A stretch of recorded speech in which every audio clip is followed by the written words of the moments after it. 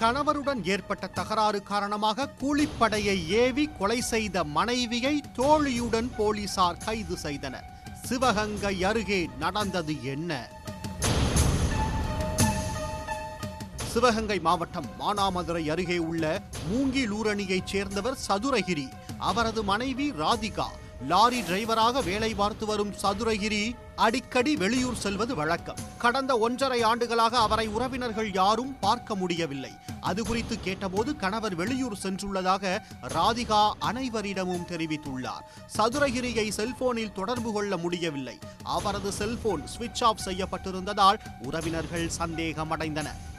ராதிகாவின் பேச்சிலும் போக்கிலும் மாறுதல் காணப்பட்டதால் சதுரகிரியின் தந்தை மலைச்சாமி மானாமதுரை காவல் நிலையத்தில் கடந்த 6 மாதங்களுக்கு முன்னர் தனது மகனை காணவில்லை என புகார் அளித்தார். இந்நிலையில் கடந்த சில நாட்களுக்கு முன்பு மற்றொரு கொலை முயற்சி வழக்கில் சதுரகிரியின் மகன் துரைசிங்கம் கைது செய்யப்பட்டார். சதுரகிரியின் மகன் துரைசிங்கத்திடம் மானாமதுரை குற்றப்பிரிவு போலீசார் விசாரணை நடத்தினர்.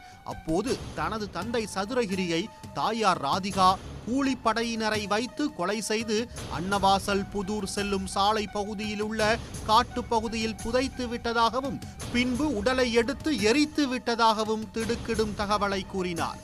அதன் அடிப்படையில் வருவாய்த்துறையினர் மற்றும் தடயவியல் நிபுணர்கள் உதவியுடன் சடலம் புதைக்கப்பட்ட இடத்தை தோண்டி போலீசார் ஆய்வு மேற்கொண்டனர்.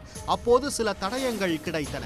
அதன் அடிப்படையில் முதற்கட்டமாக 5 நபர்களை பிடித்து விசாரணை மேற்கொண்டனர். இதில் ராதிகா தமது கணவரை கொலை செய்தது எப்படி என்பது குறித்து தெரிய வந்துள்ளது.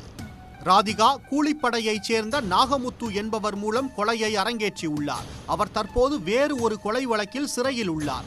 சதுரகிரியை கூலிப்படை கொன்ற பிறகு 2 நாட்கள் கழித்து பெட்ரோல் ஊற்றி எரித்திருப்பதும் கண்டுபிடிக்கப்பட்டது. இதையடுத்து ராதிகா, அவரது மகன் துரைசிங்கம் மற்றும் சந்தோஷ்குமார், நாகமுத்து, அங்காள பரமேஸ்வரி, ராசையா ஆகியோரை போலீசார் கைது செய்தனர்.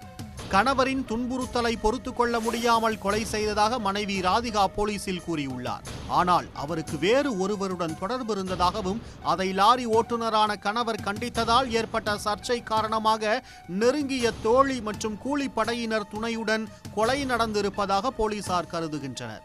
என்றாலும் விசாரணை முடிவிலேயே கொலைக்கான முழு காரணமும் தெரிய வரும் என காவல்துறை அதிகாரிகள் தெரிவித்துள்ளனர்.